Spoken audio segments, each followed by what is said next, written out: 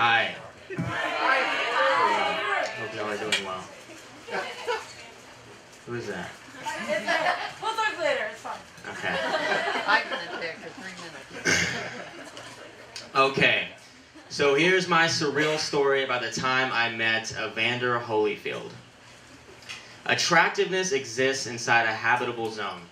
There are two things that determine one's placement in or not in the habitable zone: physical beauty and intelligence, personality, humor, etc.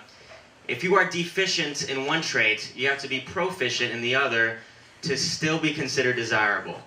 So it doesn't really matter if you're not the best looking person in the world, so long as you are awesome.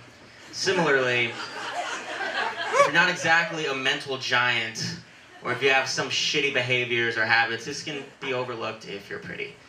Or, for the most part, at least as far as I'm concerned, if you're hilarious, intelligent, talented, insightful, you have to be really ugly to not be attractive.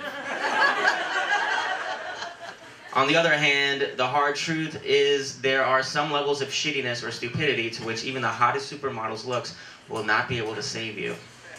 And so it was with Irina. For the 2 weeks we were talking to each other, I tried desperately to give her the benefit of the doubt. I really did. She was sweet, kind of wide-eyed and innocent. She had a great smile. When we first met, I thought this meant she was like the optimistic sort. As I got to know her, though, I discovered it was really because she was highly incapable of grasping much of anything beyond, like, to say she only cared about clothes or reality TV or drinking vodka would be an insult to the girls who only care about those things. She was just strikingly dumb, like an airhead.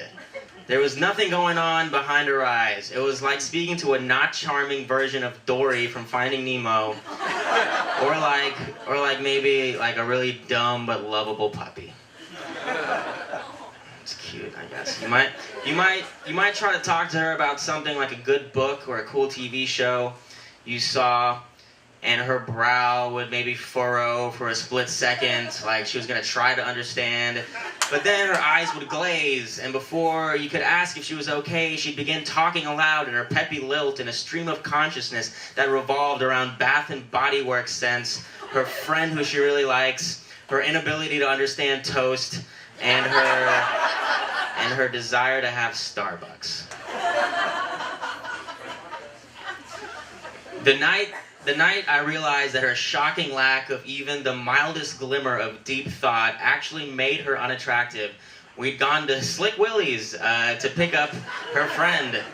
This ended up being overshadowed by the ensuing surreality of the... I don't know how to say surreality. I've never said that out loud. Guy who wrote this is smarter than me. But ensuing surreality of the evening... Surreality, not surreal. I know how to say surreal. I'm not It's a noun. Surreality of the evening.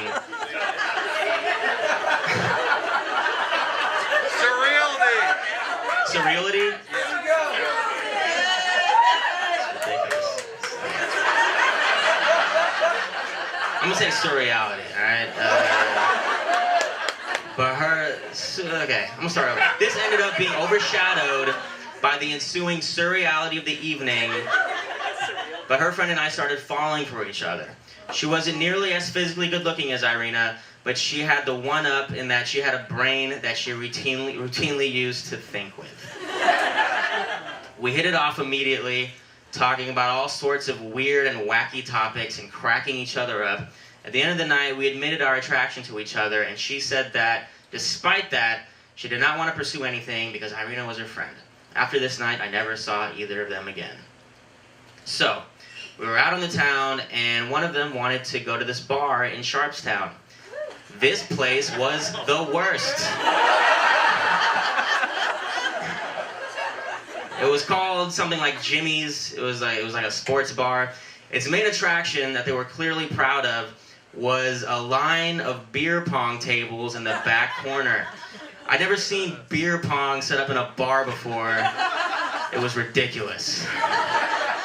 There was also all these HBU students who knew my little sister.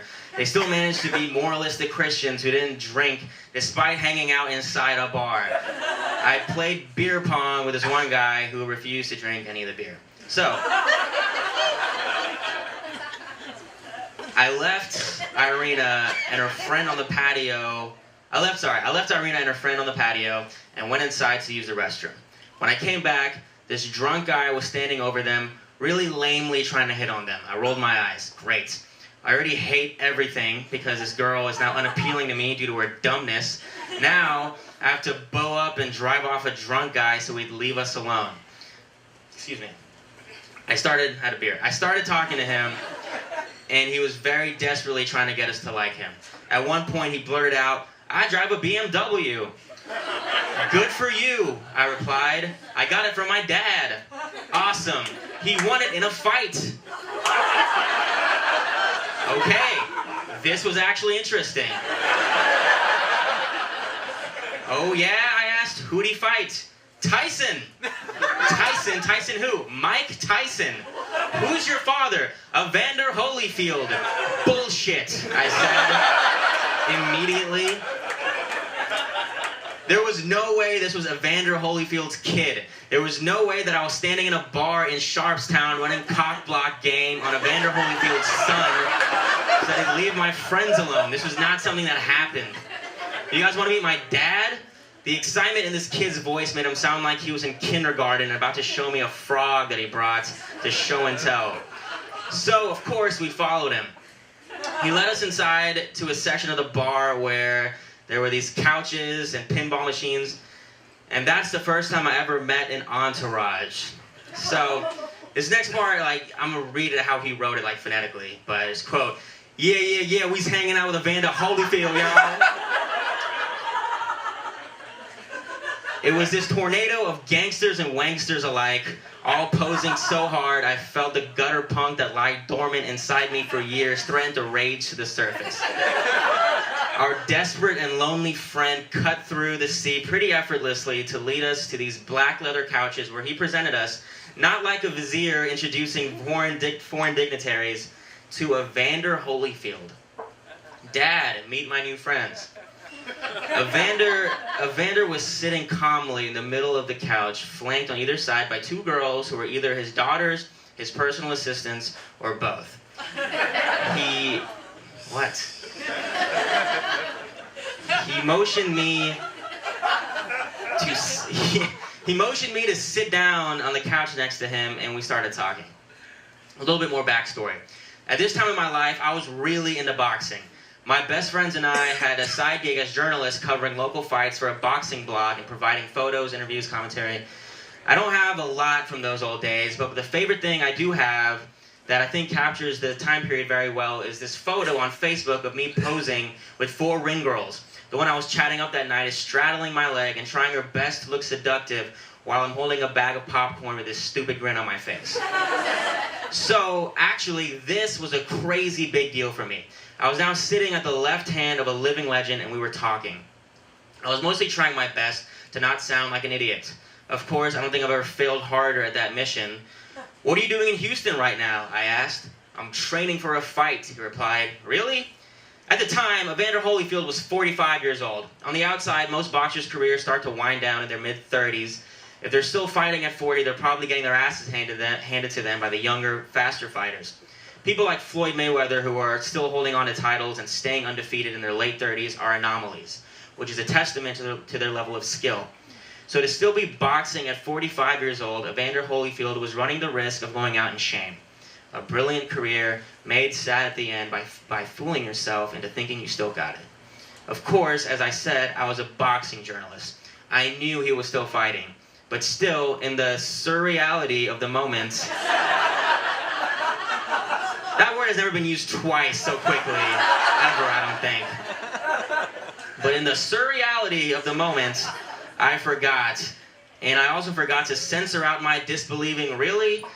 I did my best to backtrack with an "awesome," but I don't think it worked. Thankfully, the awkwardness was short-lived because suddenly someone arrived with Domino's hot wings. "Oh, hell yeah," Evander yelled. putting his hands up and snapping his fingers like a white girl at a Lana Del Rey concert. Of course, they were his hot wings.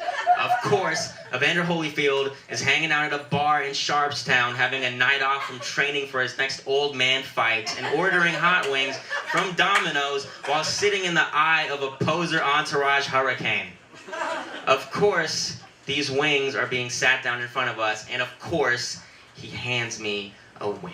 So, now, I'm eating Domino's buffalo wings with Evander Holyfield in silence while his entourage keeps pumping each other up and hating on everything they see with a, "Say girl, you know who's hanging out with Evander Holyfield?" It was this moment that Irina's friend pulled me back into reality. Apparently, she was getting majorly creeped on right behind me by one of the aforementioned entourage, and she gave me this, "we need to get the fuck out of here" look. To drive the point home, though, she marched up to Evander and asked him to play beer pong with her. Evander smiled and motioned to one of his entourage to be his champion. One awkward game of beer pong later, we were out of the bar and heading our separate ways. I still think about Irina and her friend every now and then. That was, without a doubt, the most surreal evening not on mushrooms I've ever had. And sure, Irina and I weren't a good fit together as far as relationship was concerned, but she was really nice. She'd be a great friend, and her friend, well, who knows how that could have turned out. As far as Evander Holyfield, he retired not too long after that, legacy intact. Now he gets to eat all the Domino's wings he wants. I also like to think his son found some way to define himself and be happy. Maybe he gave up the BMW and became a backpacker or something. Maybe the entourage all finally found love and the Christian guy started his own bar ministry. I like to think the whole thing ended happily. Anyway, that's my weirdest celebrity story. One of my weirdest stories. Hope you like it. The end.